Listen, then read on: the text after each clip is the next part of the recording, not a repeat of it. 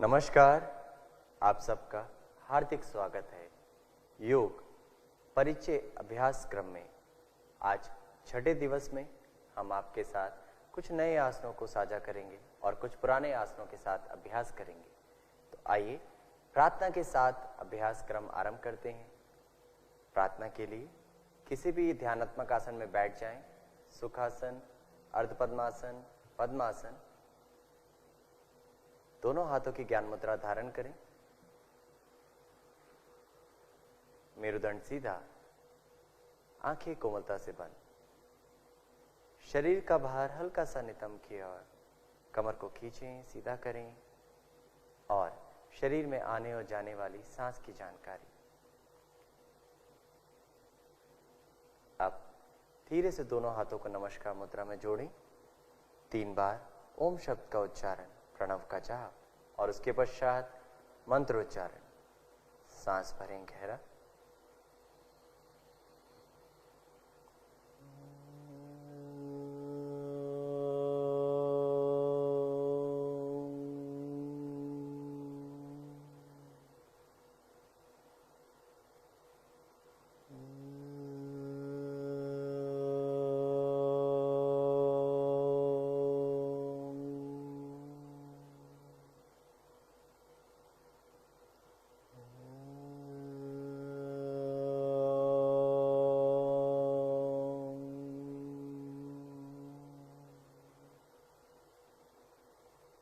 संगच्छत्वं संवदत्वं संभो मनसि जानता देवाभागं यथा पूर्वे संज्ञानान उपासते संज्ञानान उपासते।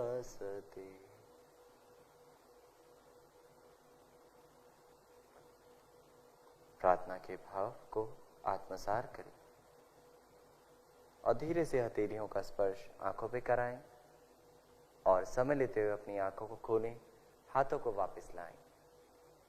और अब अगले अभ्यासों की ओर बढ़ते हैं। अगले अभ्यास यानी चालन क्रियाओं की तरफ बढ़ते हैं। सामान्य योग अभ्यास क्रम में 4 चालन क्रियाओं का वर्णन किया गया है, 4 चालन क्रियाओं को लिया गया है। तो आइए उनका अभ्यास करते हैं। अपने स्थान पर खड़े हो जाएं। और अब चालन क्रियाओं में सबसे पहला अभ्यास ग्रीवा चालन क्रिया। पैरों में 2 उंगलियों का अंतर बनाकर खड़े हो जाएं। पूर्व तैयारी, समस्थिति। दोनों हाथ जंघाओं के पास, आंखें कोमलता से बंद, शरीर का भार धरती की ओर समर्पित करें और एक बार अनुभव कर जाएं अपने पूरे शरीर को। धीरे से आंखें खोलें। ग्रीवा की पहली क्रिया के लिए यानी ग्रीवा को आगे और पीछे झुकाने के अभ्यास के लिए धीरे से श्वास भरते हुए दोनों हाथों को कमर पर रखें। सांस छोड़ते हुए धीरे से गर्दन को आगे झुकाएं। सांस भरते हुए गर्दन को मध्यम भाग में लाएं। सांस छोड़ते हुए पुनः गर्दन पीछे की ओर, आंखों को खुला रखें। सांस भरते हुए मध्यम भाग। एक बार पुनः दोहराएं यही अभ्यास। सांस को छोड़ते हुए गर्दन आगे झुकाएं। याद रहे जिनको गर्दन से संबंधित विकार है सावधानी पूर्वक करें। सांस भरते हुए मध्यम भाग। श्वास को छोड़ते हुए गर्दन को पीछे ले जाएं। श्वास भरते हुए गर्दन मध्यम भाग में लाएं। अब ग्रीवा की दूसरी क्रिया की ओर बढ़ते हैं। ग्रीवा दाएं एवं बाईं ओर झुकाने का अभ्यास यानी गर्दन को दाईं दिशा में झुकाएं। श्वास छोड़ते हुए गर्दन दाईं दिशा में झुकाएं। सांस को भरें और भरते हुए धीरे धीरे मध्यम भाग में आए। पुनः सांस छोड़ते हुए गर्दन को बाईं दिशा में झुकाएं। सांस भरते हुए मध्यम भाग में आए। एक बार पुनः यह दोहरा जाए। सांस छोड़ते हुए गर्दन झुकाएं दाहिनी तरफ और विपरीत दिशा में आने वाले खिंचाव का अनुभव। सांस भरते हुए मध्यम भाग, सांस छोड़ते हुए बाईं तरफ, कान को कंधे के समीप लाएं, सांस भरते हुए मध्यम भाग। अब तीसरी क्रिया ग्रीवा की, ग्रीवा दाएं एवं बाईं और मोड़ने का अभ्यास। सांस छोड़ते हुए गर्दन को दाईं दिशा में मोड़ें। सांस को भरते हुए गर्दन को मध्यम भाग में लाएं और अब सांस छोड़ते हुए बाईं तरफ। ठुड्डी को कंधे की सीध में लाने की कोशिश। सांस भरते हुए मध्यम भाग। एक बार पुनः दोहराएं। सांस छोड़ते हुए दाहिनी तरफ। श्वास को भरते हुए मध्यम भाग में आए। अंतिम बार सांस छोड़ते हुए बाईं तरफ। पूर्ण रूप से मोड़ने का प्रयास। श्वास भरते हुए मध्यम भाग। और अब ग्रीवा की चौथी और अंतिम क्रिया यानी ग्रीवा गोलाकार घुमाने का अभ्यास। सर्वाइकल स्पॉन्डिलाइटिस से संबंधित विकार वाले व्यक्ति विशेष इस अभ्यास को बहुत ध्यान से करें। श्वास छोड़ते हुए गर्दन को आगे झुकाएं और अब सांस को भरते हुए गर्दन को गोलाकार आकृति में घुमाने का प्रयास करें। दाहिनी दिशा से आरंभ करें और सांस छोड़ते हुए शून्य को पूर्ण रूप से बनाते हुए गर्दन को नीचे झुकाएं। एक बार और दोहरा जाएं। सांस भरें, सांस को छोड़ते हुए शून्य को पूरा करें। अब विपरीत दिशा से 2 बार इसको अभ्यास को दोहराएं। Very good. सांस छोड़ते हुए नीचे की ओर, बहुत खूब। एक बार पुनः सांस भरते पीछे, आंखें खुली, सांस को छोड़ते हुए वापस नीचे की ओर। अब श्वास भरते हुए मध्यम भाग में आए और हाथों को वापस लाएं। ग्रीवा की क्रियाओं के बाद ग्रीवा के प्रभाव के साथ जुड़े, यानी 4 जो क्रियाएं की हैं उनका प्रभाव गर्दन पर किस प्रकार की अनुभूति दे रहा है उसकी जानकारी। अब अगले अभ्यास की ओर बढ़ते हैं। अगली चालन क्रिया स्कंद चालन। आंखें खोलें, श्वास भरते हुए सामने से नहीं बगल से। आई रिपीट, श्वास भरते हुए बगल से दोनों हाथों को ऊपर की ओर ले जाएं, पूर्ण रूप से खींचें। सांस छोड़ते हुए हाथों को वापस नीचे लाएं। एक बार पुनः इस अभ्यास को दोहराएं। सांस भरते हुए ऊपर, सांस छोड़ते हुए नीचे। चालन क्रियाओं का अभ्यास कंधों से संबंधित विकारों को दूर करने में मदद प्रदान करता है। अब अगला स्कंद चक्र क्रिया का अभ्यास। सांस भरते हुए बगल से दोनों हाथों को कंधों की सीध में लाएं और हथेलियों को पलटाएं। सांस छोड़ते हुए हथेलियों को कंधों पर रखें और कोहनियां वक्षस्थल के सामने मिलाएं। अब गोलाकार घुमाने के लिए श्वास भरते हुए कोहनियों को आकाश की ओर ले जाएं और गोलाकार घुमाते हुए श्वास छोड़ते हुए नीचे से आगे की ओर पुनः मिलाएं। यही अभ्यास दोहराएं। श्वास भरें, श्वास छोड़ें। अब विपरीत दिशा से 2 बार दोहराएं। सांस को छोड़ते हुए पहले नीचे से ऊपर की ओर और सांस भरते हुए वापस नीचे की ओर। एक बार पुनः दोहराएं और धीरे से वक्षस्थल के सामने कोहनियां मिलाएं। अब कोहनियों को कंधों की सीध में वापस लाएं, हाथों को कंधों की सीध में लाएं और श्वास छोड़ते हुए हाथ वापस।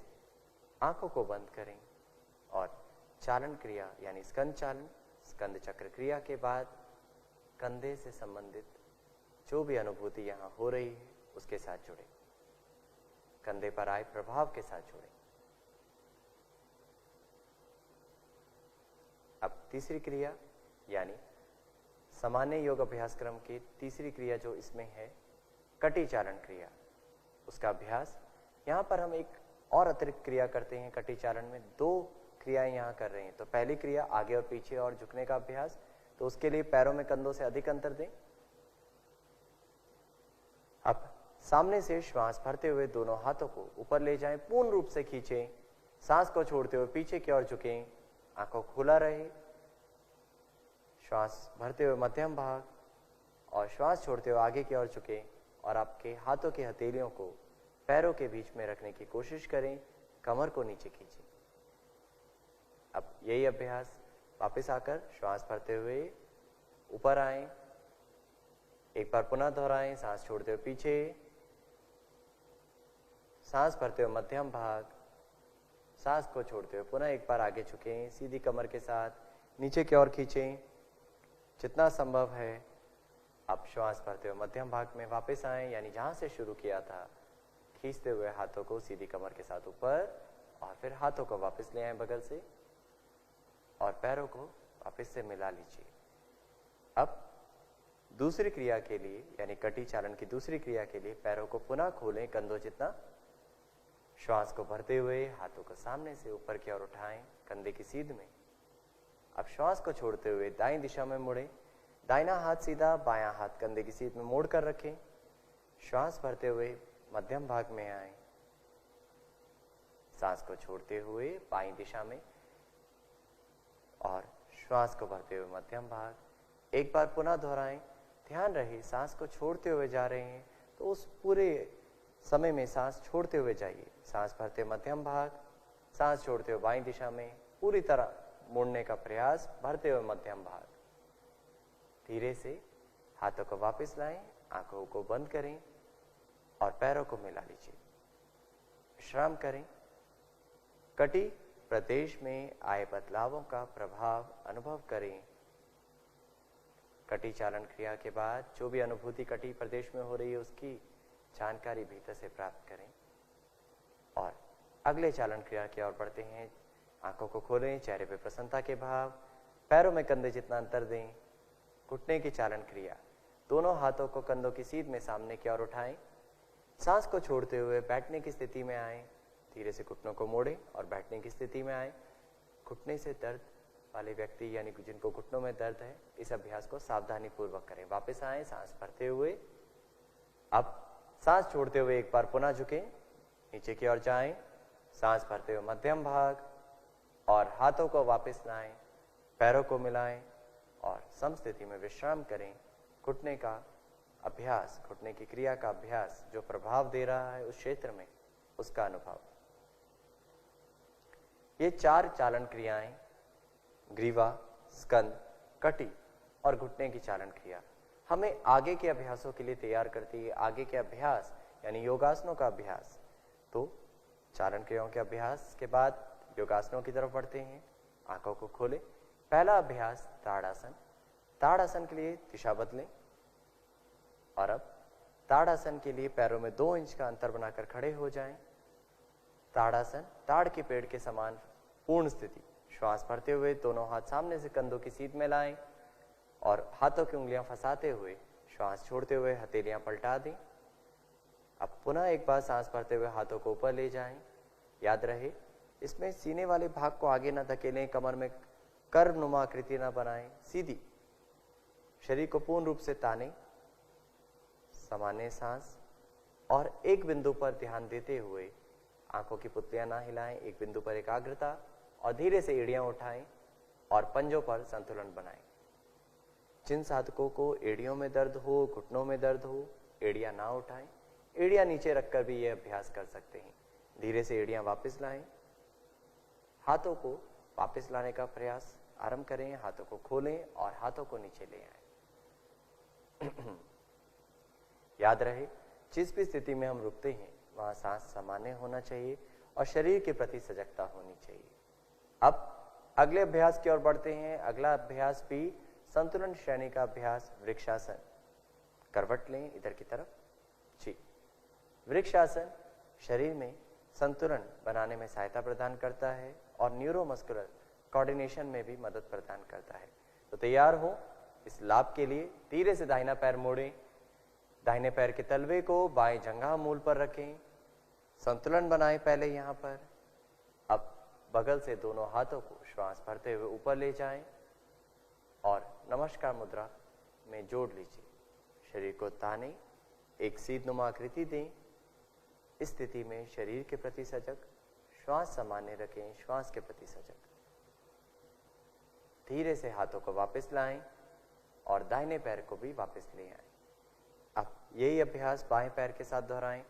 जिनसे वृक्षासन का पूर्ण स्थिति ना हो वो सरल वृक्षासन का अभ्यास करें और पैर का अंगूठा दबा के रखना है, संतुलन बन पाए। बाएं पैर से करते हुए धीरे धीरे हाथों को ऊपर ले जाएं। नमस्कार मुद्रा। बहुत खूब। अंतिम स्थिति वृक्षासन की आप देख रहे हैं। सामान्य सांस के साथ स्थिति में हम रुके हुए हैं और अब धीरे से बगल से हाथों को वापस लाएं। बाएं पैर को भी नीचे ले आएं। विश्राम करें। आंखों को बंद करके वृक्षासन का प्रभाव शारीरिक स्तर पर, श्वास के स्तर पर, विशेष तौर पर पैरों वाले भाग पर जो भी अनुभूति करा रहा है उसके साथ जुड़े।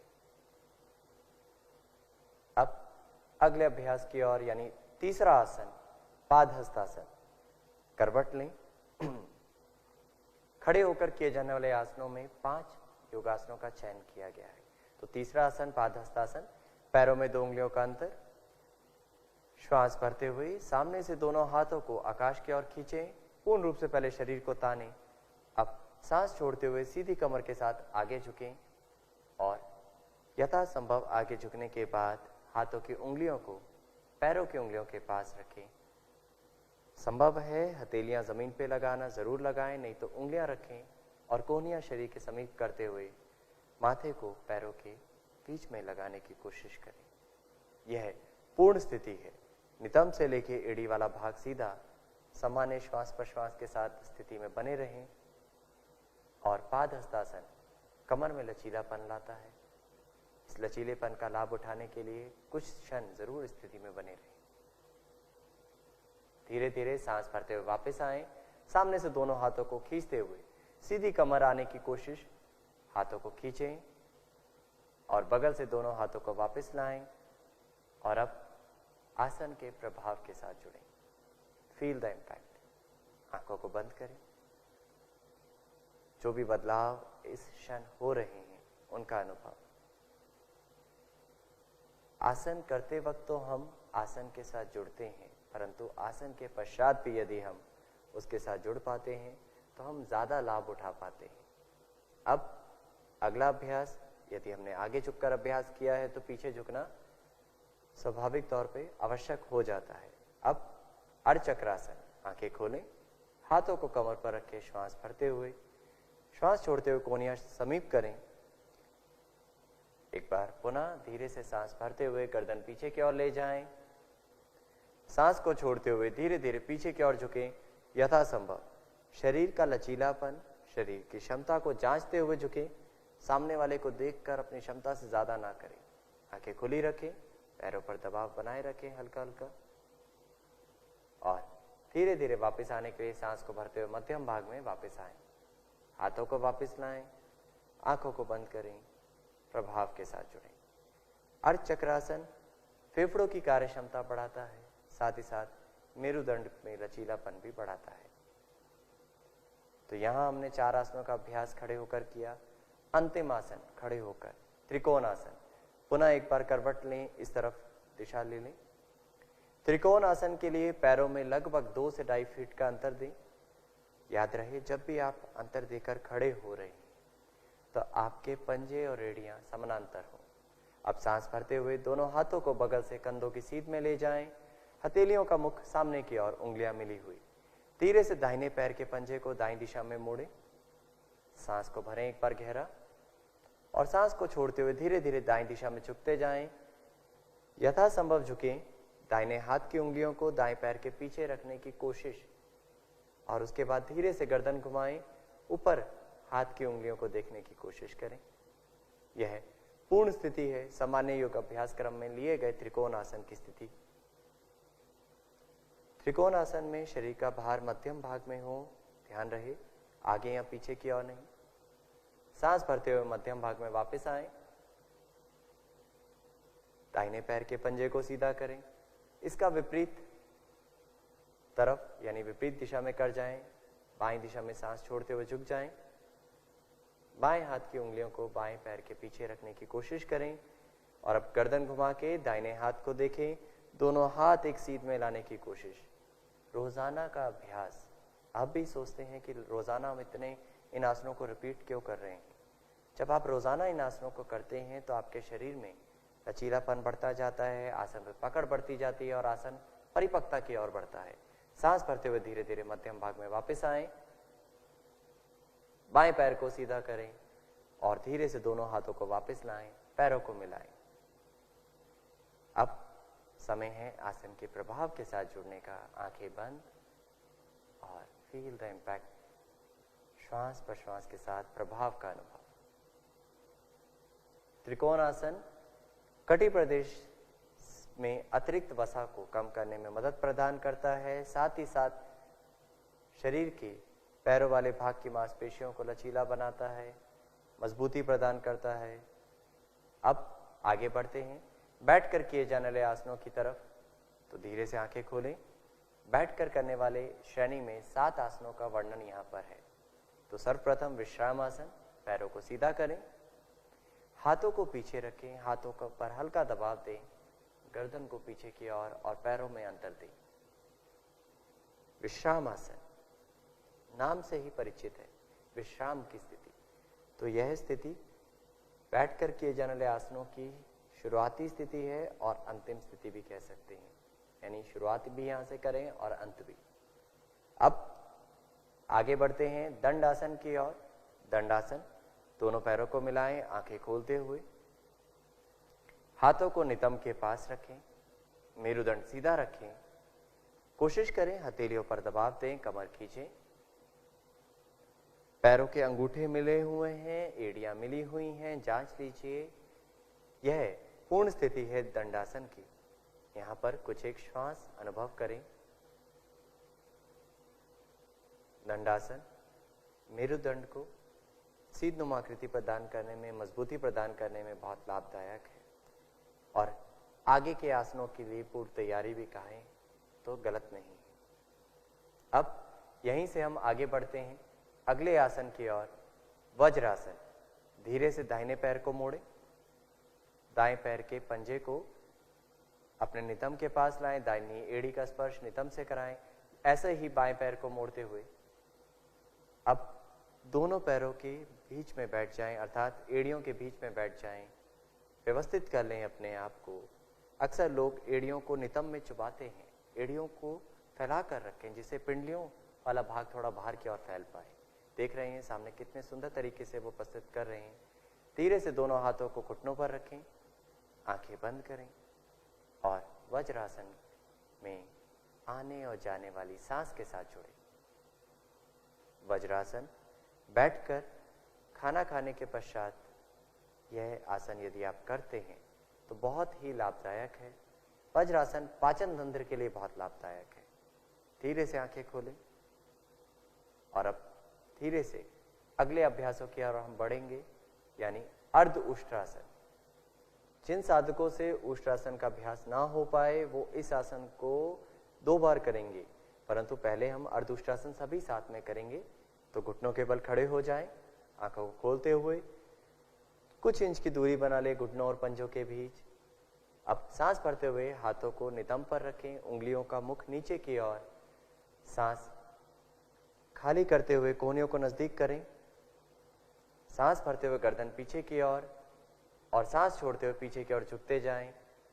जैसे आपने अर्ध चक्रासन में झुकने का कार्य किया था, वैसे ही अर्ध उष्ट्रासन में यहाँ पर हम अभ्यास कर रहे हैं। सामान्य सांस के साथ स्थिति में बने रहें। धीरे धीरे वापस आएं, सांस भरते हुए और हाथों को वापस लाएं, सांस छोड़ते हुए बैठ जाएं, आंखें बंद करें, अर्ध उष्ट्रासन के प्रभाव के साथ जुड़ें। अर्ध उष्ट्रासन भी फेफड़ों की कार्य क्षमता बढ़ाने में मदद प्रदान करता है, कमर में लचीलापन लाता है और उष्ट्रासन के लिए हमारे शरीर को तैयार करता है। अब अगले आसन की ओर बढ़ते हैं, उष्ट्रासन। एक बार पुनः मैं ये दिशा निर्देश दोहरा दूं तो गलत नहीं है कि जिनसे उष्ट्रासन ना हो झटके से नहीं करें, क्षमता से ज्यादा ना करें, अर्ध उष्ट्रासन का अभ्यास करें, कुछ दिन लगातार और करें। धीरे धीरे आप उष्ट्रासन करने के पात्र हो जाएंगे। बाकी जो उष्ट्रासन कर सकते हैं साथ में करें। धीरे से अपने स्थान पर घुटनों के बल पुनः खड़े हो जाएं, पैरों में अंतर दें, घुटनों में, पंजों में, एड़ियों में बराबर अंतर। अब सांस भरते हुए धीरे से पहले गर्दन वाले भाग को पीछे की ओर झुकाएं और सांस छोड़ते हुए हाथों को धीरे धीरे पीछे लाएं, कमर झुकाएं और हथेलियों से तलवों को छूने का भाव, तलवे, एड़ियां जो सहज हो। अब एक बार पुनः कोशिश करें, अपने आप को आगे की ओर धकेलें, पूर्ण स्थिति धारण करें। यह स्थिति उष्ट्रासन कहलाती है। सामान्य सांस के साथ बने रहें।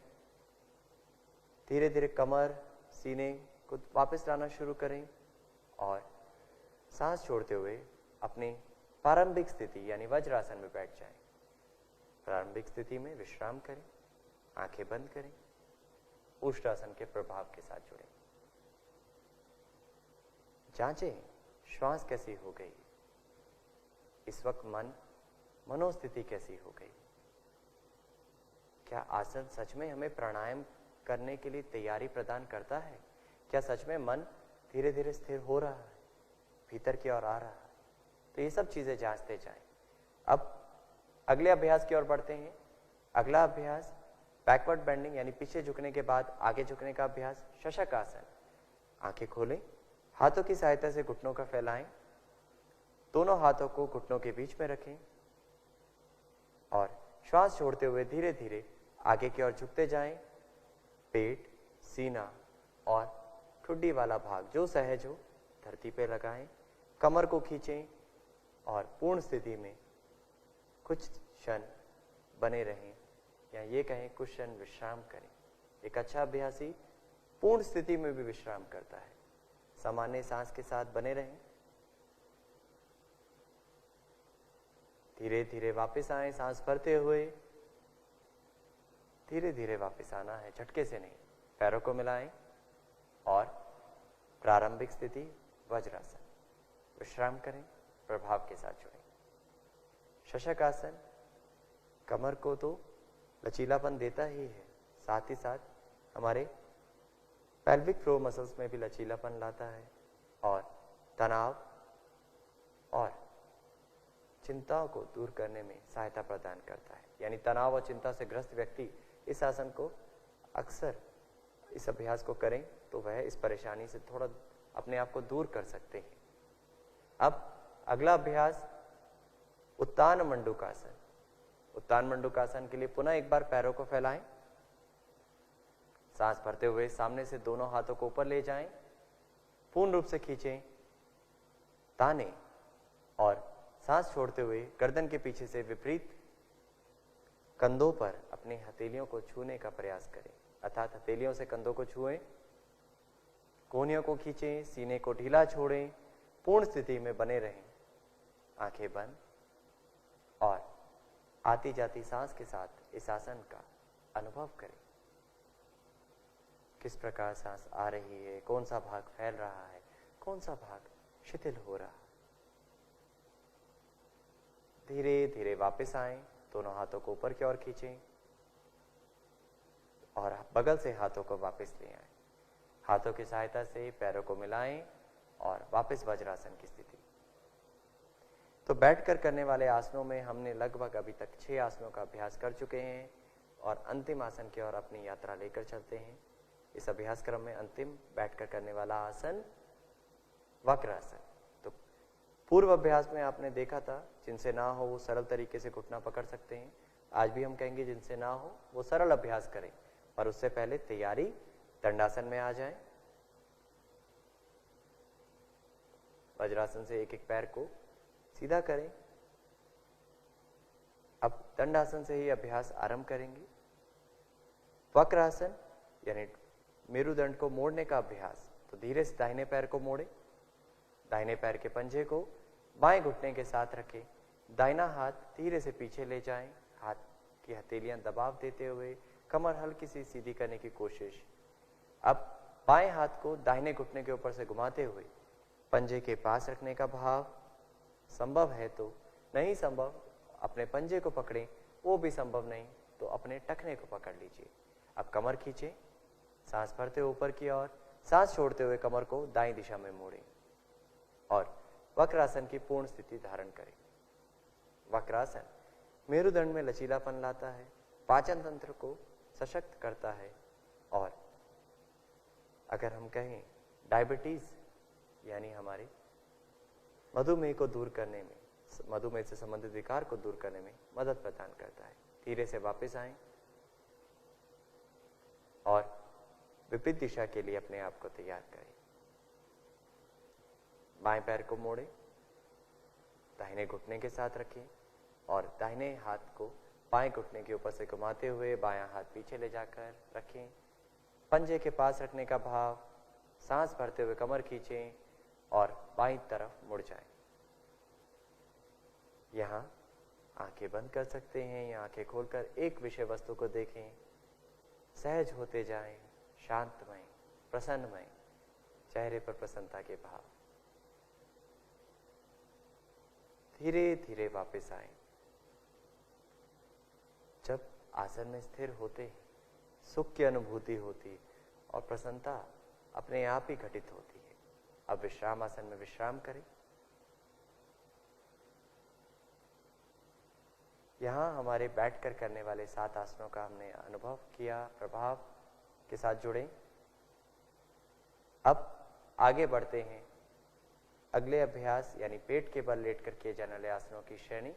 तो धीरे से पेट के बल लेट जाए।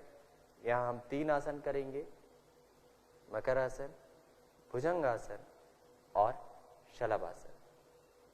परंतु भुजंगासन की सरल तरीके को हम यहाँ पर अभी करेंगे। आगे वाले सत्रों में भुजंगासन को भी और बारीकियों से समझेंगे।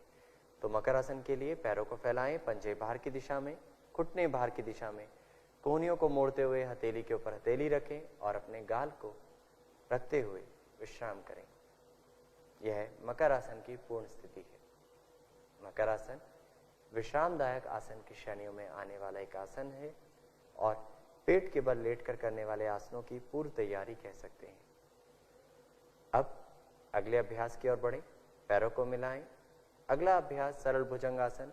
दोनों हाथों को एक बार पहले आगे की ओर ताने, खींचें, जिससे शरीर के कमर वाले भाग को पूर्ण रूप से खींच पाए। अब हाथों की कोहनियों को मोड़ते हुए हथेलियों को, कोहनियों को शरीर के पास रखें, पैरों को मिलाकर रखें।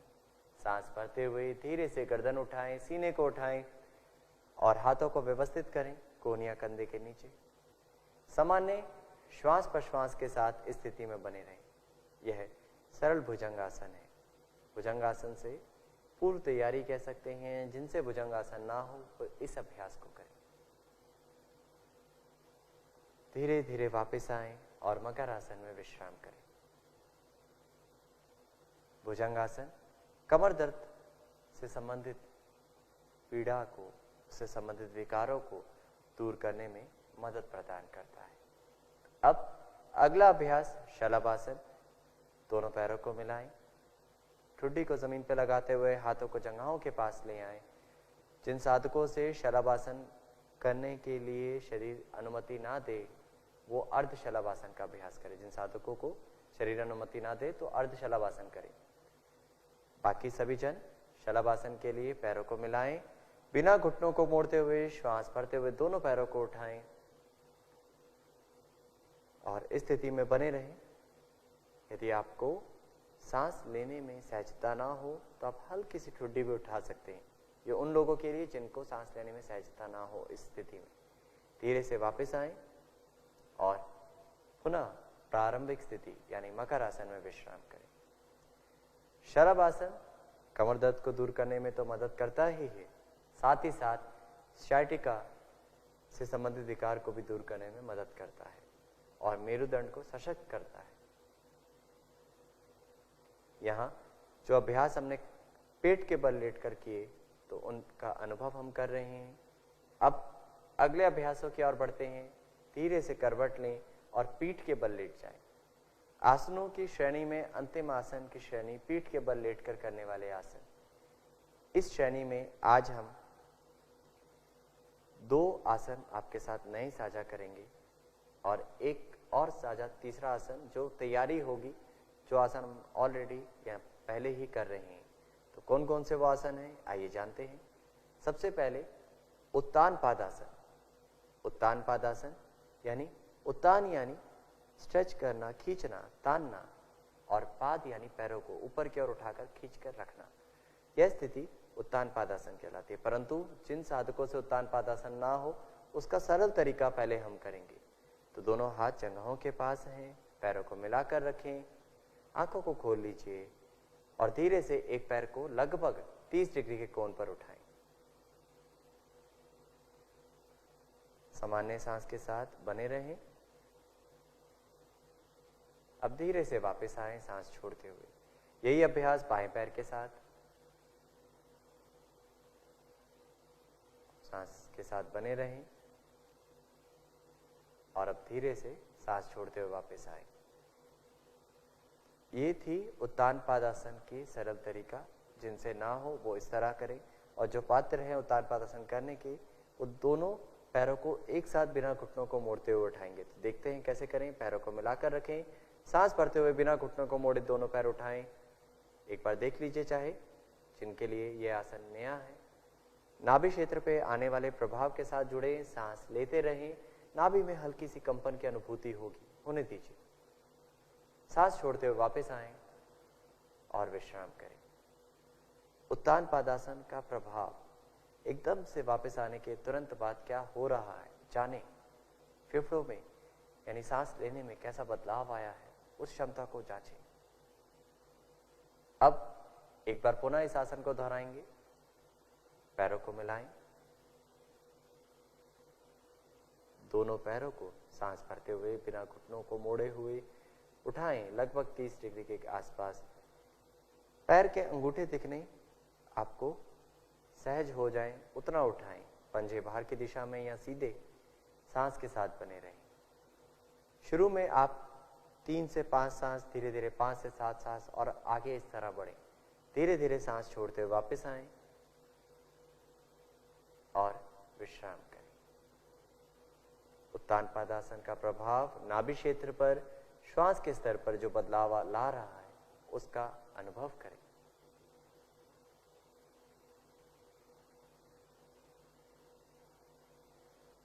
अब अगला अभ्यास अर्धहलासन।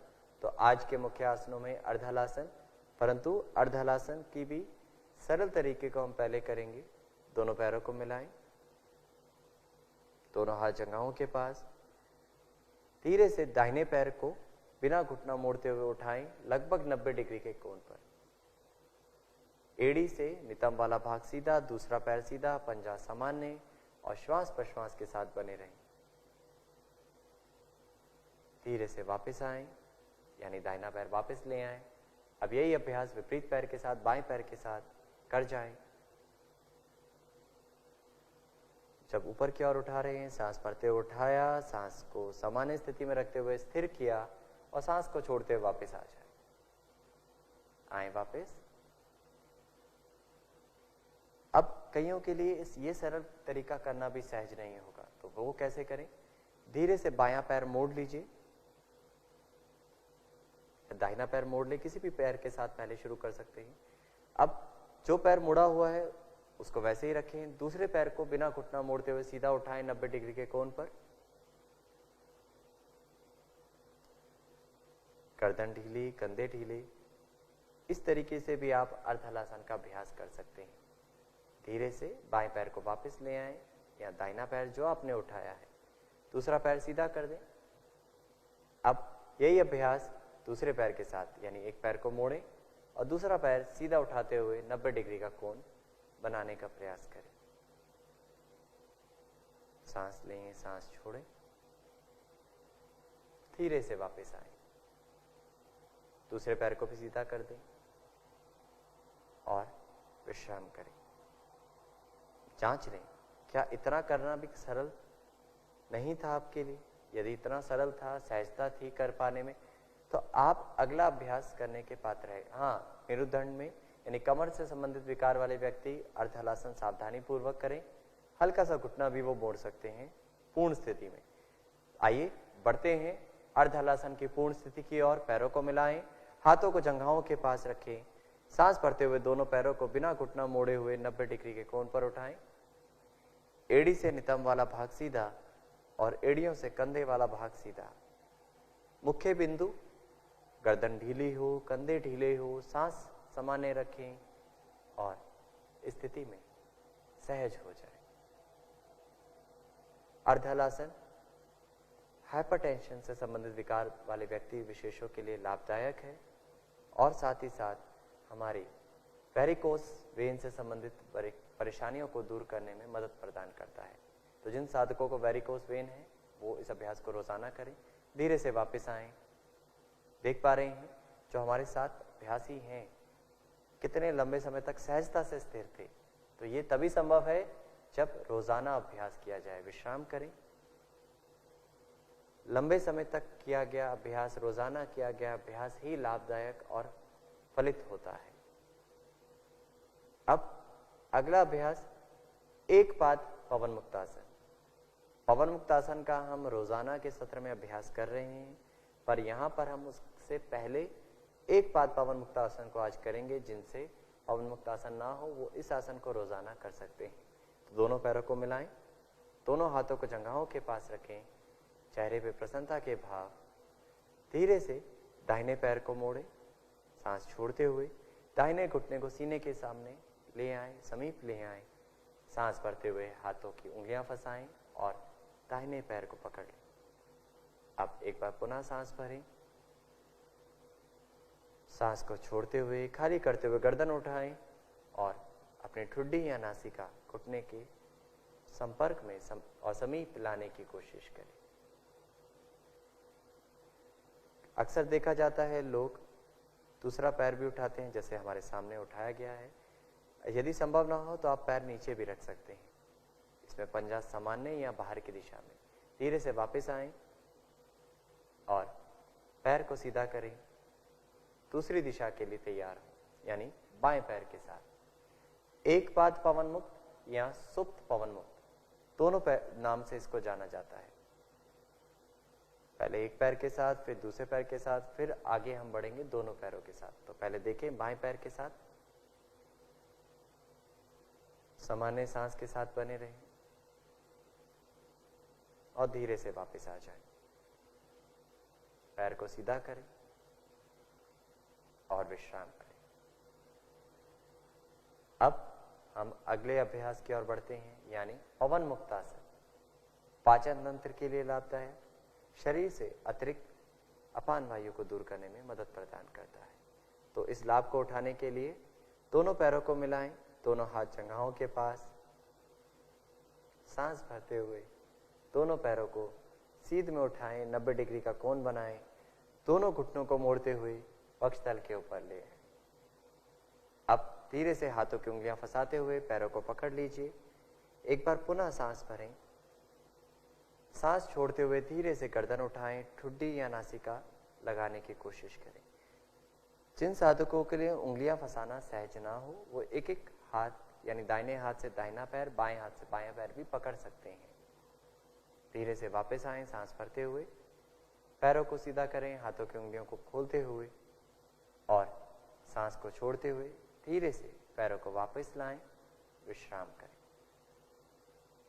अब अंतिम आसन, सामान्य योग अभ्यास क्रम का अंतिम आसन शव आसन। शव के समान शिथिल हो जाएं, सहज हो जाएं। उस अनुभूति के लिए पहले शरीर को व्यवस्थित करें, पैरों में अंतर दें, कंधों से अधिक, पंजे बाहर की दिशा में, हाथों को जंघाओं से दूर करें, हथेलियों का मुख आसमान की ओर, आंखें बंद। एक बार गहरा सांस लें और धीमे धीमे सांस को बाहर करें। अब एक बार जांच लें, शरीर का कोई भी भाग कसाव में तो नहीं है, अर्थात कोई भी भाग कसा हुआ तो नहीं। यदि ऐसा है तो उस भाग को हिलाकर ढीला छोड़ दें, व्यवस्थित कर लें। चाहे वो पैरों वाला भाग हो, हाथों का हो, गर्दन हो, कमर हो, जांच लीजिए। चेतना को पैरों से लेके सिर तक एक बार चेतना की यात्रा कराएं।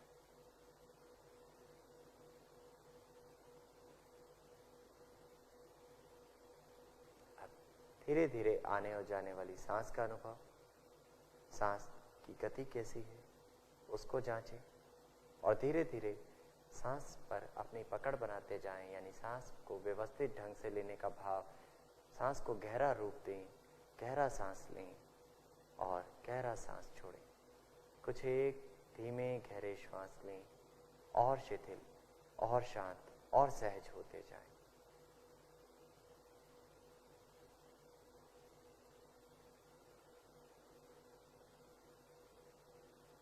पूरा शरीर शिथिल और शांत। अब देख रहे हैं सिर से पांव तक, पांव से सिर तक शरीर स्थिर है और धीरे धीरे श्वास की गति और धीमे और धीमे और धीमे होती जा रही है। शरीर शिथिल और शिथिल होता जा रहा है।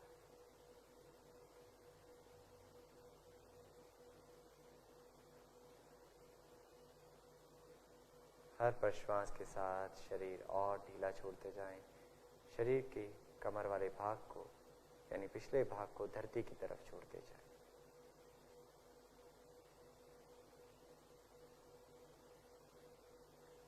धीरे धीरे वापस आने के लिए, आगे के अभ्यासों के लिए हमें अपने आप को तैयार करना है। तो पहले एक बार गहरा सांस लें, गहरा सांस बाहर करें और अब हाथों पैरों की उंगलियों में हलचल करें। सुझाव दें अपने आप को, मुझे वापस आने के लिए अपने आप को तैयार करना है। धीरे से पैर मिलाएं, दाहिने हाथ का तकिया बनाते हुए दाईं करवट या बाएं हाथ का तकिया बनाते हुए बाईं करवट किसी भी दिशा में लेट जाएं और हाथ का सहारा लेते हुए धीरे से अपने स्थान पर उठकर बैठ जाएं। अब अपने आप को व्यवस्थित करें। सुखासन या अर्ध पद्मासन या पद्मासन, जिस भी आसन में आप सहज हो उस आसन में अपने आप को स्थिर कर लें। आगे के अभ्यास की ओर बढ़ते हैं। एक बार पुनः जांचें कमर वाला भाग, आंखें बंद रखें, दोनों हाथों की ज्ञान मुद्रा धारण करें। आगे का अभ्यास यौगिक दीर्घ श्वास प्रश्वास, यौगिक गहरे श्वसन क्रिया का अभ्यास करेंगे। तो अब धीमा लंबा गहरा सांस लें, पेट, सीने और कंधे तक फैलाओ। धीमा लंबा गहरा सांस लेने के बाद धीमा लंबा गहरा सांस बाहर करें। 5 बार और इस अभ्यास को कर जाएं। आपका श्वास धीमा हो, लयबद्ध हो, गहरा हो, नियंत्रित हो। ये कोशिश भरते वक्त पेट, सीने और कंधे का फैलाव, खाली करते वक्त ऊपर से नीचे खाली करें। यौगिक गहरे श्वसन क्रिया का अभ्यास कहीं ना कहीं हमें प्राणायाम के लिए अच्छे स्तर पर तैयार करता है और हम आगे का अभ्यास और अच्छे स्तर पर कर पाते हैं। मन को शांत करता है। धीमा लंबा गहरा सांस लेना है, धीमा लंबा गहरा सांस छोड़ना है।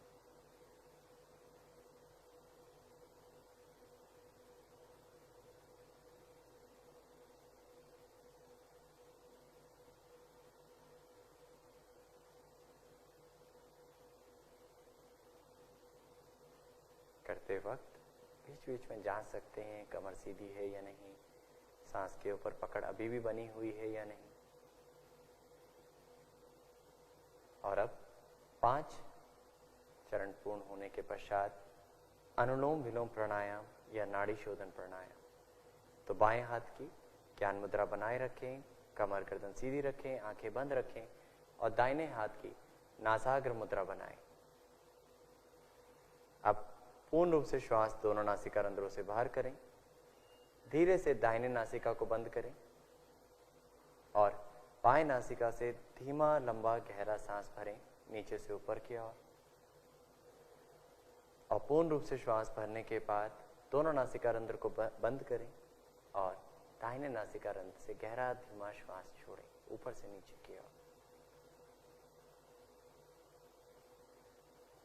आपकी सांस लयबद्ध हो, क्षमता अनुसार फिर भरें सांस।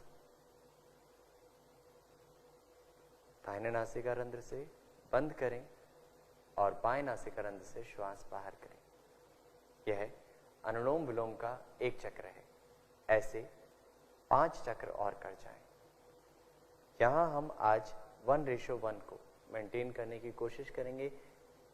तो आरंभ करें। पूरक 1 2 3 4 5 6। दूसरी नासिका रंध्र से बाहर करें सांस 6 गिनने तक ही। 1 2 3 4 5 6। अब यहीं से श्वास लें। 1 2 3 4 5 6। दूसरे नासिका रंध्र से बाहर करें। 1 2, 3, 4, 5, 6। जारी करें, कंटिन्यू करें, जारी रखें। इस तरह आप रेशो मेंटेन कर सकते हैं।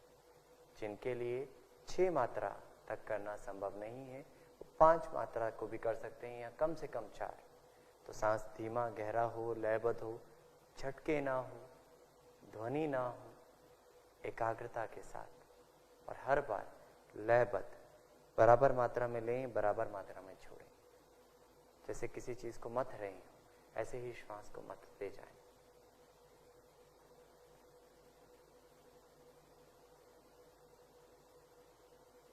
हम अनुलोम विलोम के प्राणायाम को शारीरिक, मानसिक और भीतर जाने की यात्रा का मार्ग बना सकते हैं। यह प्राणायाम हमारे शरीर की नाड़ियों को शुद्ध करने में सहायता प्रदान करता है और मन को एकाग्र और शांति की ओर लेकर जाता है।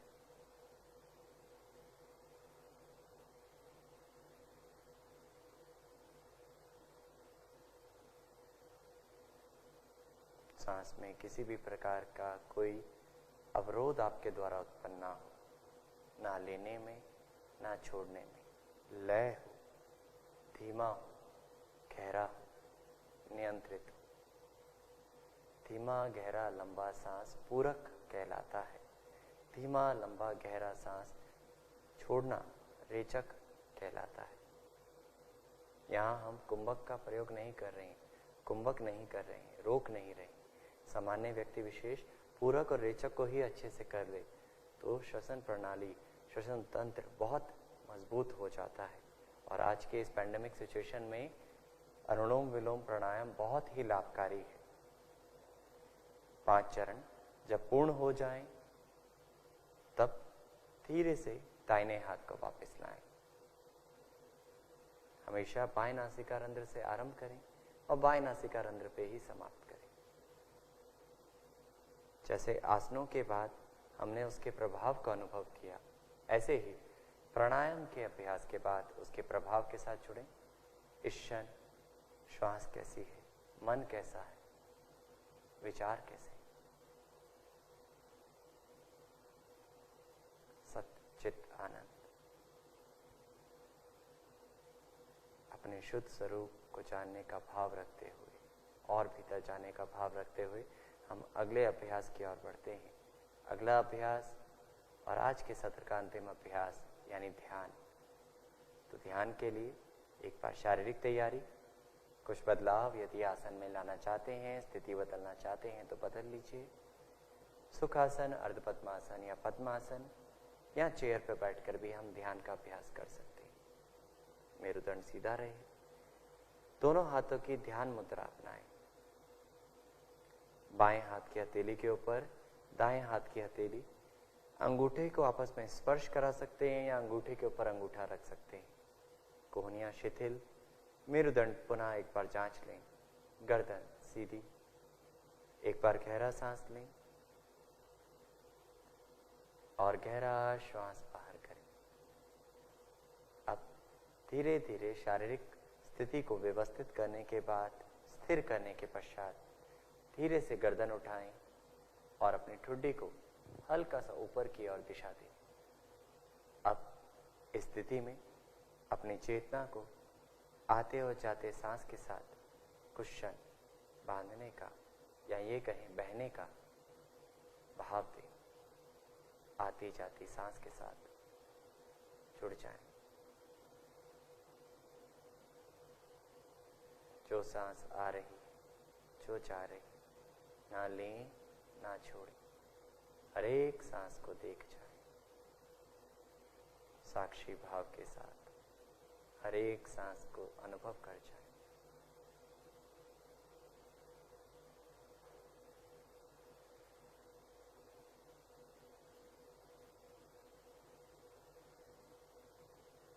श्वास को देखने पर श्वास की गति, श्वास का स्पर्श, श्वास का तापमान, श्वास का पहला और अंतिम स्पर्श, इन सब जानकारियों को हम भीतर अनुभव कर सकते हैं। पर यह तभी संभव है जब आप सांस के साथ जुड़ते हैं। और धीरे धीरे सांस और धीमे होती जाती है। हम अपने भीतर की तरफ पढ़ना शुरू कर पाते हैं। अब सांस के बाद कुछ क्षण अपने भीतर की संवेदनाओं का अनुभव या भीतर उठने वाले विचारों की लहरों का अनुभव करें और खुद से खुद को जोड़ने का भाव रखते हुए कुछ क्षण और जुड़ जाएं, ध्यान में लीन हो जाएं।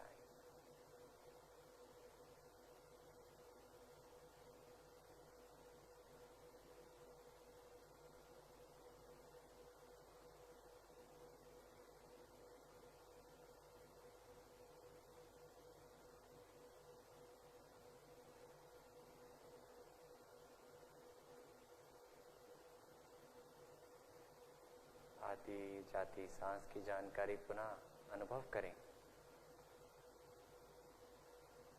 शरीर इस वक्त कैसी अनुभूति करा रहा है उसकी जानकारी। और अब धीरे धीरे बाहर के बाह्य जगत में आने के लिए एक बार गहरा सांस लें और गहरा सांस बाहर करें। मन ही मन संकल्प धारण करें कि हमें अपने मन को हमेशा संतुलित रखना है। इसी में हमारा आत्म विकास समाया है। मैं स्वयं के प्रति, कुटुंब के प्रति, परिवार, समूह, समाज और विश्व के प्रति स्वास्थ्य के प्रचार के प्रतिबद्ध। अब धीरे से दोनों हाथों को नमस्कार मुद्रा में जोड़ें और आज का सत्र यहीं प्रार्थना के साथ समाप्ति की ओर लेकर चलते हैं। आंखें बंद रखें, गहरा सांस लें।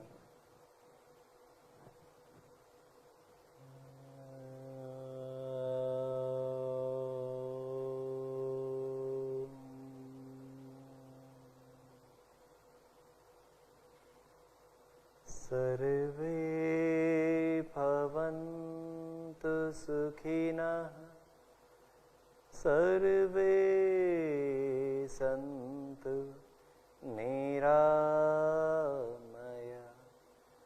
सर्वे भद्राणि पश्यन्तु, मा कश्चित् दुःखभाग् भवेत्, मा कश्चित् दुःखभाग् भवेत्। ॐ शान्ति शान्ति शान्ति।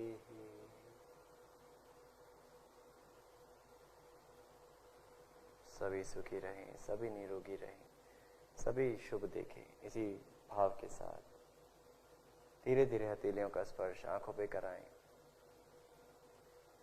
और प्रार्थना के भाव को आत्मसार करते हुए धीरे धीरे अपनी आंखें खोलें। हाथों को वापस लाएं। धन्यवाद आप सभी का। और आगे के अभ्यासों के लिए, आगे के व्याख्यान के लिए हमारे साथ बने रहें। धन्यवाद।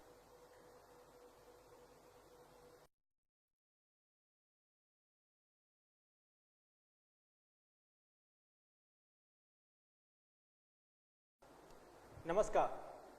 योग परिचय कार्यक्रम के व्याख्यान सत्र के छठे दिन में आप सबका हार्दिक स्वागत है। आज का हमारा विषय है योग साधना में शोधन क्रिया की भूमिका एवं महत्व। तो आइए इस पर चर्चा करने से पहले हम प्रार्थना करेंगे।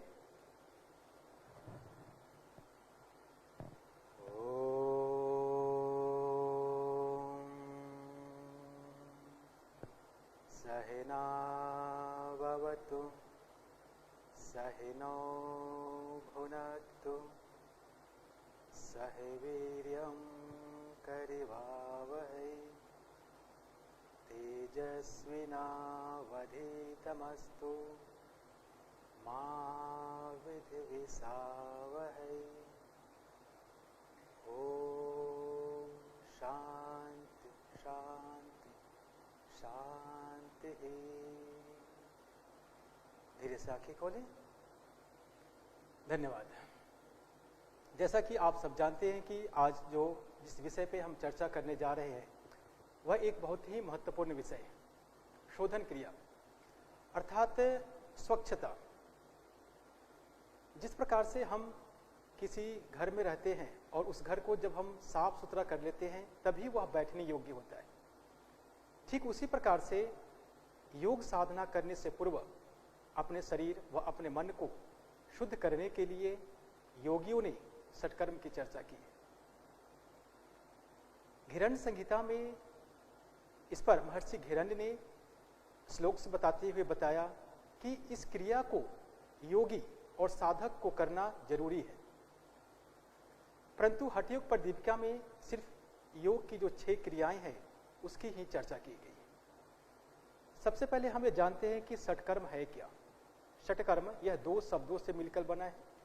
षट अर्थात 6, कर्म अर्थात कार्य। वह 6 कार्य जो शरीर को शुद्ध करता है। आज हम इसी के ऊपर चर्चा करेंगे। योग एक प्राचीन विद्या है और हठ योग की चर्चा उपनिषद के साथ साथ योग के अन्य ग्रंथों में भी की गई है और वहीं पर षटकर्म की भी चर्चा की गई है। षटकर्म हमारे शरीर के त्रिदोषों को, वात, पित्त और कफ, इन सबको बैलेंस करता है, यानी सम करता है। यदि किसी व्यक्ति में यह 3 दोष हैं और यदि उसको वह नष्ट नहीं कर रहे हैं और साधना में अग्रसरित हो रहे, साधना के लिए जा रहे हैं, तो साधना का पूर्णतः फल उनको नहीं मिल पाएगा। तो इसलिए शोधन की बहुत ही ज्यादा महत्व है। शोधन क्रिया हम जब भी करें तो किसी योग शिक्षक या योग चिकित्सक के देखरेख में ही हमें इसका अभ्यास करना चाहिए। महर्षि घिरण्य ने घिरण्य संहिता में घटस्थ योग का वर्णन किया और उसमें उन्होंने 7 साधन की चर्चा की। शोधन, दृढ़ता, स्थैर्य, धैर्य, लाघव, प्रत्यक्ष और निर्लिप्तता। महर्षि घिरण्य ने इसकी चर्चा की है। तत्पश्चात यदि हम देखें हठ योग पर दीपिका में, तो हठ योग पर दीपिका में स्वात्मा राम जी ने बताया है कि जिन व्यक्ति की शरीर में कफ की मात्रा ज्यादा हो, मेद की मात्रा ज्यादा हो, उन व्यक्ति को ही षटकर्म का अभ्यास करना चाहिए। परंतु जिन व्यक्ति का वात, पित्त और कफ सामान्य है उनको षटकर्म करने की आवश्यकता नहीं, ऐसा स्वात्मा राम जी ने बताया है। आखिर षटकर्म की आवश्यकता क्यों है? जब भी हम साधना करने जाएं, योग की हम साधना करते हैं, उसके पहले हमें अपने शरीर को शुद्ध करना है, योग के लिए तैयार करना है। हमें योग करने के पूर्व इन 6 क्रियाओं का अभ्यास करना बहुत ही आवश्यक है। यदि हम आधुनिक युग की बात करें, आधुनिक युग में जैसा कि हम सब जानते हैं, हमारा जीवन शैली, हमारा रहन सहन, खाने पीने की या हमारा सोने की या ऐसी जो भी हमारी दैनिक जीवन की प्रक्रियाएं हैं, सब के सब असंतुलित हो चुके हैं। इतने असंतुलित हो चुके हैं जिसकी वजह से हम ना चाहते हुए भी हमारे शरीर में अनेक प्रकार की बीमारियां आ रही हैं। कुछ जो सामान्य बीमारी है, तनाव, माइग्रेन, कुंठा, ब्रोंकाइटिस, अस्थमा, सिर दर्द, माइग्रेन, ऐसी एक आम समस्या हो गई है। और इसलिए हम उसका मूल वजह जाने तो एक तो हमारा वातावरण शुद्ध नहीं है, हम जो पानी पी रहे हैं उसमें शुद्धता नहीं है। तो जब हमारा वातावरण शुद्ध नहीं होगा तो स्वाभाविक है कि हमारे शरीर में अनेक प्रकार की बीमारी आएगी। शोधन क्रिया में धौती, वस्ती, नेति, त्राटका, नौली और कपालभाति। इस 6 क्रियाओं का वर्णन किया गया है। तो आगे हम जानेंगे किस प्रकार से हमें इसका अभ्यास करना है। तो जैसे यदि हम धौती का अभ्यास करें, धौती के विषय में जानें, योग साधना में इसके विषय में बताया गया है योग शास्त्र में कि यह एक 4 उंगुल चौड़ी एक वस्त्र की धोती है जिसकी लंबाई 15 हाथ है और इसको योग्य शिक्षक के देख रेख में इसका हमें अभ्यास करना है। अभ्यास करने के लिए आप कागासन में बैठिए। एक बर्तन में आपने डाल रखा है और कागासन में बैठकर पहले आप वस्त्र धोती के 2 सिरों को पकड़कर ऊपर की तरफ उठाइए। तत्पश्चात उसको आप फोल्ड कर दीजिए जिससे थोड़ा सा वो नुकीला हो जाए। फिर उसको आप एक मध्यमा और तर्जनी उंगली से पकड़ के आप गले के अंदर जो हमारी छोटी जिह्वा है वहां पर आप उसको रख दीजिए। फिर धीरे धीरे एक घूंट पानी पीजिए और जो वस्त्र धोती आपके बर्तन में है उसके दोनों सिराओं को अंगूठे मध्यमा उंगली और तर्जनी उंगली से पकड़ के धीरे धीरे आप उसको निगलते जाएं, चबाएं और निगलते जाएं। हाँ, लेकिन ध्यान रखना है उस समय हमारी एक छोटी सी गलती क्या होती है कि हमें महसूस होता है कि हम उसे निगल रहे, परंतु वह वस्त्र धोती इकट्ठा होकर हमारे मुंह में ही रह जाता है। तो उसे हमें जांचना है। धीरे धीरे आप निगलिए उसको। फिर एक घूंट गुनगुना पानी आप एक गिलास में जो रखा है एक घूंट पानी पीजिए, ज्यादा पानी नहीं पीना है। तत्पश्चात आप पूरा निगलने के पश्चात कम से कम आप एक हाथ धोती को बाहर की तरफ ही रखिए और फिर उसे आप धीरे धीरे उसको दोनों अंगूठे तर्जनी उंगली और मध्यमा उंगली से बहुत ही आराम से उसको बाहर की तरफ निकालिए। अब धोती करने से लाभ क्या है इसके विषय में जानते हैं। यह खांसी, दमा, तिल्ली, कुष्ठ रोग, अतिरिक्त बलगम और 20 प्रकार के कफ रोग धोती कर्म के प्रभाव से नष्ट होते हैं। इतना यह महत्वपूर्ण अभ्यास है। तो ये हमारा वस्त्र धोती का अभ्यास है हठ योग प्रदीपिका के अनुसार। उसके बाद यदि हम चर्चा करें बस्ती, अर्थात 2 प्रकार की बस्ती बताए गए हैं। यह बड़ी आंत को स्वच्छ करने की एक प्रक्रिया है षटकर्म का। बस्ती के लिए बताया गया है कि आप किसी तालाब या आधुनिक युग में किसी टब में बैठ जाइए। बैठना भी है हमें तो उत्कट आसन में बैठना है। अपने मल द्वार को संकुचित करना है। जिस जल में आप बैठे हैं उस जल को आपको मल द्वार के माध्यम से ऊपर की तरफ खींचना है। जल बस्ती सामान्य जन के लिए बहुत ही महत्वपूर्ण है। वस्ती का लाभ क्या है? तो यह वात, पित्त और कफ को संतुलित करता है। प्लीहा, पक्षघात जैसे अनेक बीमारियों को ठीक करने में सहायक है। षटकर्म के अगले अभ्यास में यदि हम चर्चा करें नेति, शास्त्रों में सिर्फ एक सूत्र नेति की चर्चा की गई है, परंतु सामान्य रूप से नेति में सूत्र नेति, जल नेति, धृत नेति, रबर नेति, तैल नेति, इन 4 प्रकार की नीतियों का हम प्रयोग करते हैं। यदि हम सूत्र नेति की चर्चा करें तो यह 1 हाथ लंबाई की एक नरम धागा होता है जिसका ऊपरी हिस्सा मोम से बना होता है, यानी मोम में डुबाया होता है। नीचे का जो धागा होता है कच्चे धागे होते हैं। सूत्र नेति का शास्त्रों के अनुसार यदि हम प्रयोग करें तो इसका हमें अभ्यास कैसे करना है कागासन में बैठकर एक आप अपने सूत्र नेति को अंगूठे और तर्जनी उंगली से पकड़िए। तत्पश्चात आप बाएं हाथ से एक अर्धचंद्राकार ऊपरी हिस्सा को आपको मोड़ना है। यदि आप प्रथम अवस्था में, प्रारंभिक अवस्था में अभ्यासी हैं तो यह चयन करें कि सूत्र नेति है ज्यादा मोटी नहीं होनी चाहिए।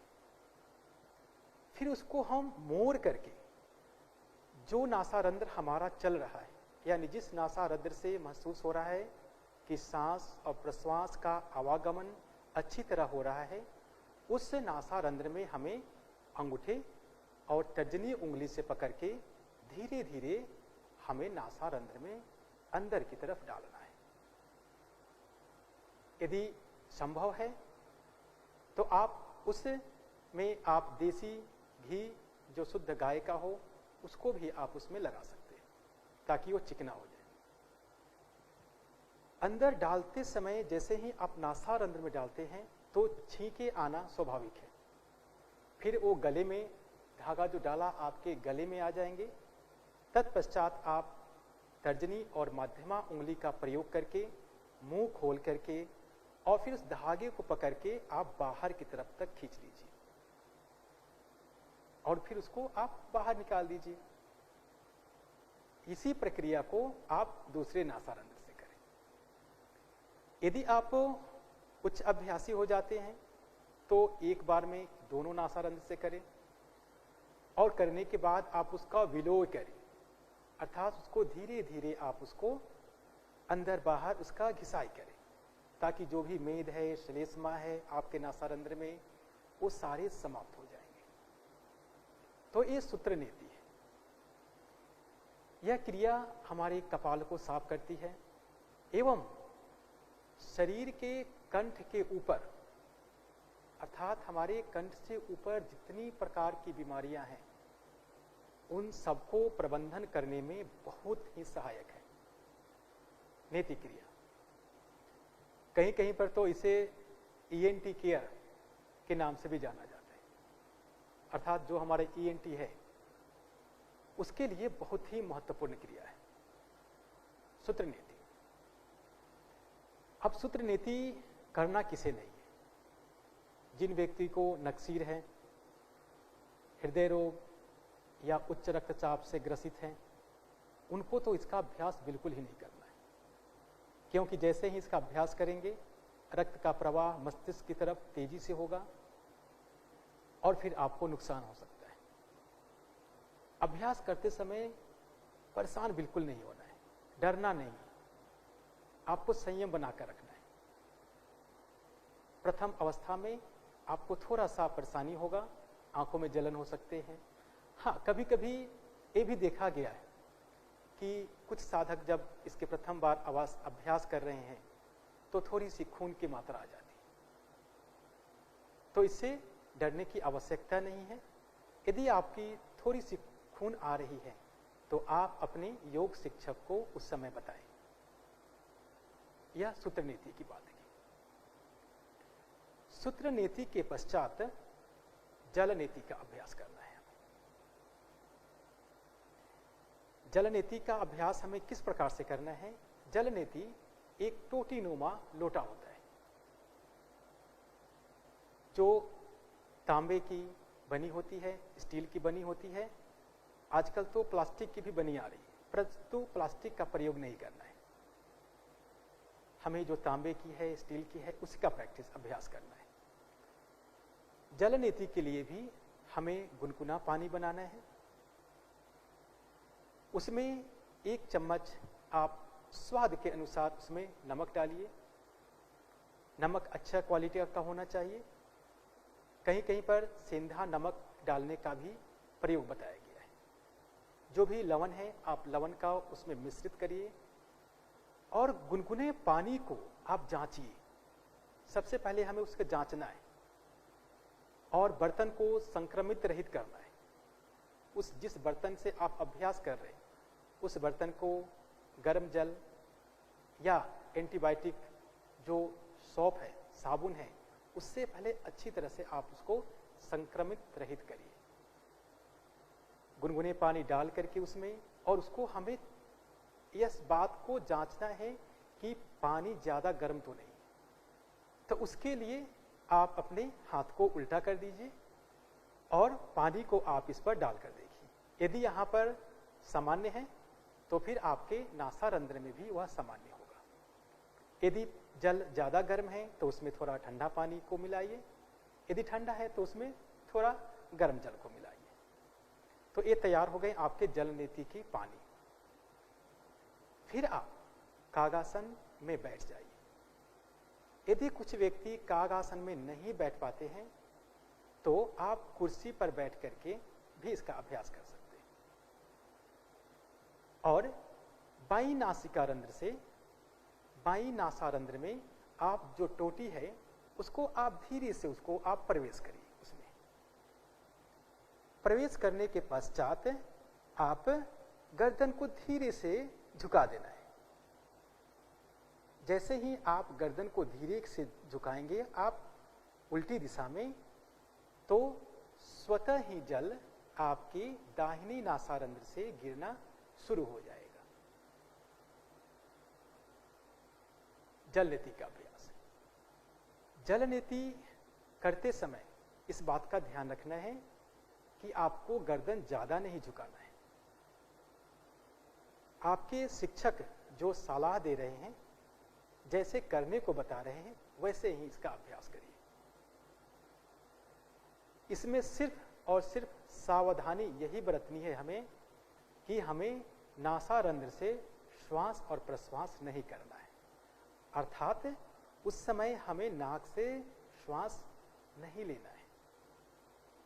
हम थोड़ा सा मुंह को खोलेंगे और जब तक हम जल नीति का अभ्यास कर रहे हैं तब तक हम मुंह से ही श्वास और प्रश्वास करेंगे। बाईं नासारंध्र से कर लिया, फिर आप उसको निकाल दीजिए। फिर उसी प्रक्रिया को आप दाहिनी नासारंध्र से भी करिए। करने के पश्चात आप भस्त्रिका का अभ्यास करिए, ताकि यदि कोई किसी मात्रा में यदि जल नासारंध्र में रह गया है तो वह बाहर की तरफ निकल जाएगा। इसके लिए आप 60 डिग्री पर झुक जाइए। दोनों हाथ की रिस्ट को पीछे की तरफ, कमर की तरफ हमें बंद करके रखना है। 60 डिग्री पर झुकना है और तेज गति से सांस को ऊपर छोड़ना है। फिर तेज गति से गर्दन को नीचे करते सांस छोड़ना है। तेज गति से सांस को दाहिने और बाईं ओर छोड़ना है। जैसे ही आप इसका अभ्यास करेंगे वैसे ही जो भी जल की मात्रा नासारंध्र में है वह स्वतः ही बाहर की तरफ निकल जाएंगे। इसकी लाभ में यदि हम देखें तो जो भी हमारे गर्दन से ऊपर की समस्याएं हैं, साइनोसाइटिस है, माइग्रेन है, तनाव है, सिर में दर्द है, आंखों की समस्या है, उन सब में बहुत ही सहायक है।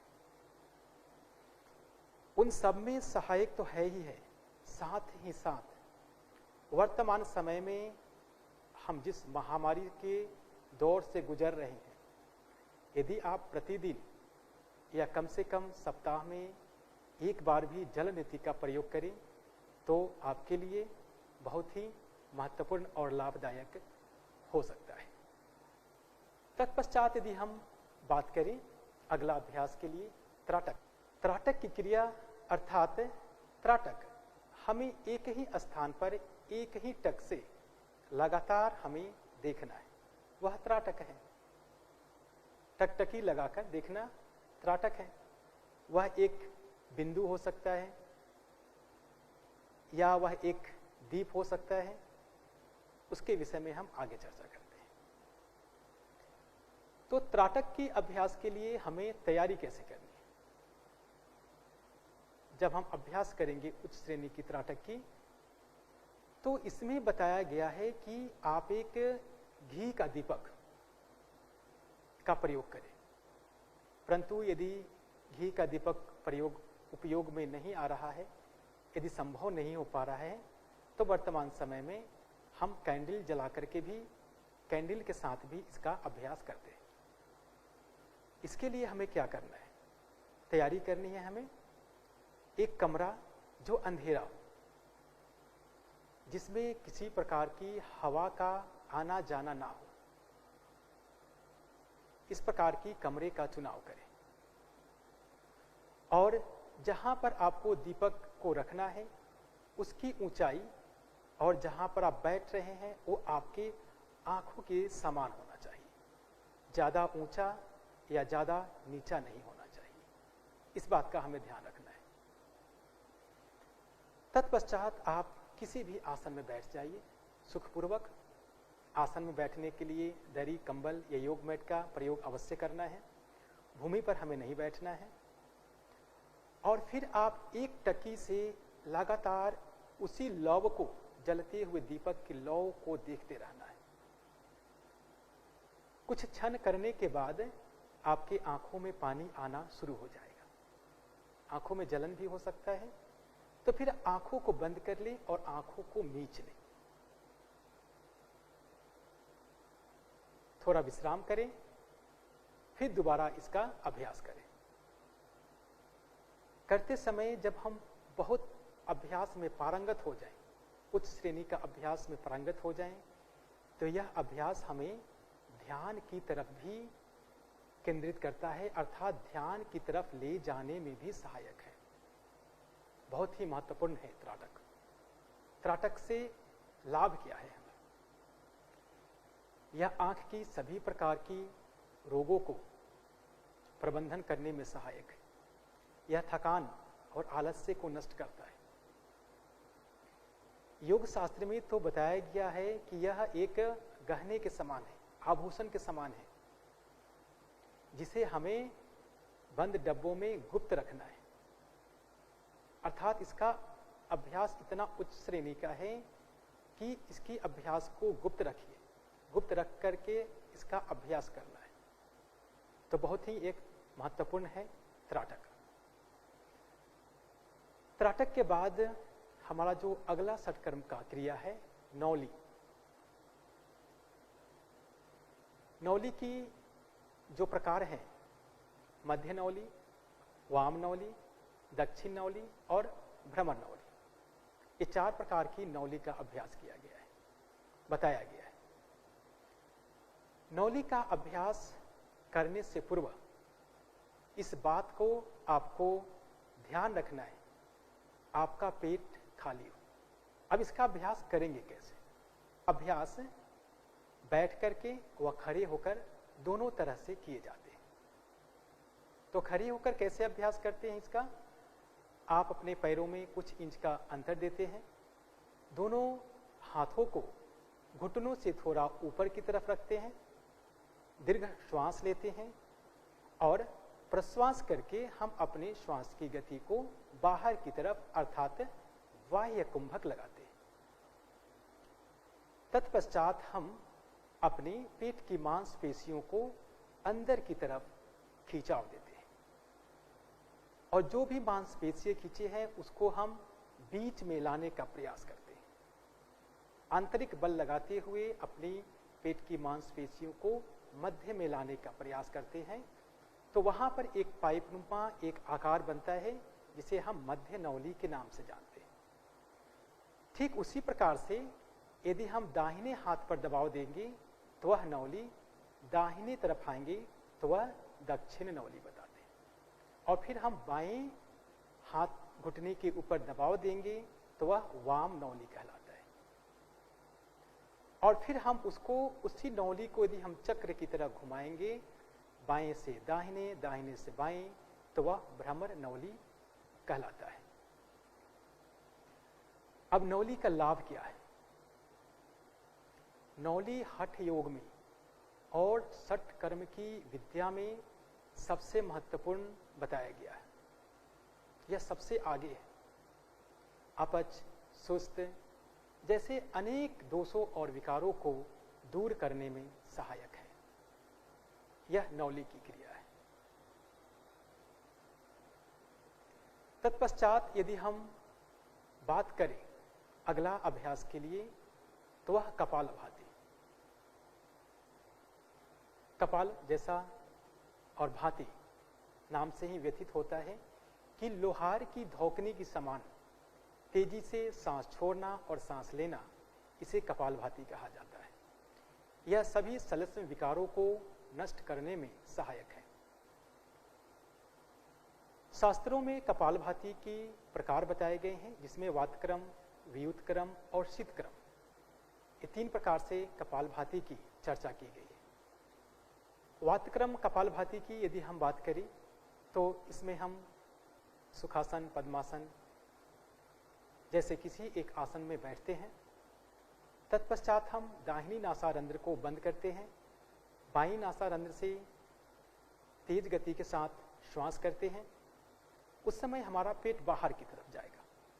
फिर जब हम श्वास छोड़ते हैं दूसरी नासारंध्र से, तो पेट अंदर की तरफ आता है। इसी प्रक्रिया को फिर दाहिनी नासारंध्र से भरते समय पेट बाहर, छोड़ते समय बाईं नासारंध्र से पेट अंदर की तरफ आता है। यह वातक्रम कपालभाति है। सामान्य योग अभ्यास पाठ्यक्रम में या सामान्य जनमानस में वर्तमान समय में जो कपालभाति की क्रिया जाना जाता है, उसके महत्व के विषय में हम जानते हैं। उसके लिए भी हम किसी आसन का चुनाव करते हैं, कमर गर्दन को सीधी करते हैं। कपालभाति करने से पूर्व आप अपने स्वास्थ्य की जांच कर लें। आप हृदय गति, उच्च रक्तचाप या ऐसे किसी बीमारी से ग्रसित ना हो जो आपको नुकसान कर सके।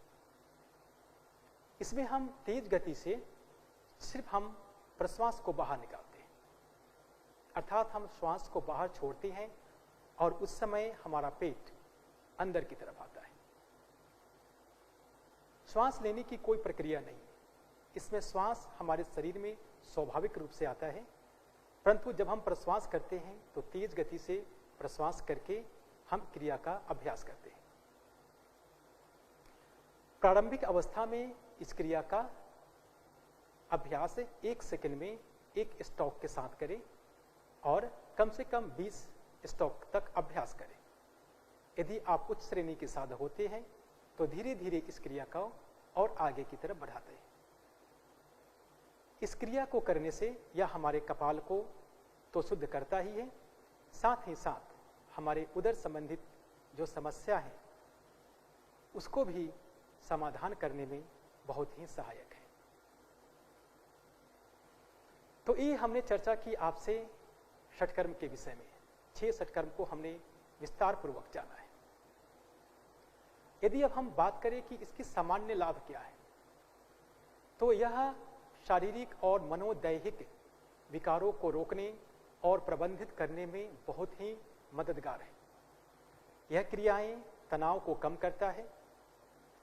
षटकर्म की क्रियाएं विषाक्त पदार्थों, अशुद्धियों को हमारे शरीर से हटाता है और शरीर में संतुलित प्रदान करने में सहायक होता है। षटकर्म की क्रियाओं से शरीर के विभिन्न प्रणालियां शुद्ध होती, जिसमें ऊर्जा का प्रवाह होता है और शरीर स्वतंत्र रूप से कार्य करने में सहायक होता है। यदि हम इसके लाभ के विषय में बात करें तो इसका अभ्यास करने से यह हमें सोचने, हमारे भोजन को पचाने, स्वाद लेने आदि जैसे अनेक क्रियाओं में मदद करता है। षट क्रिया के अभ्यास से तो शरीर शुद्ध होता ही है, साथ ही साथ हमारा मन भी शुद्ध होता है। यहाँ पर शुद्ध होने का अर्थ का मतलब गंदगी से नहीं, बल्कि यहाँ पर शुद्ध होने का अर्थ है शारीरिक शुद्धि, मानसिक शुद्धि और आध्यात्मिक शुद्धि से। यह क्रिया मन को शांत करने के साथ हमारे मन में जो नकारात्मक विचार हैं उनको समाप्त करती है और हमारी भावनाओं को सामान्य करने में, शांत करने में सहायक है।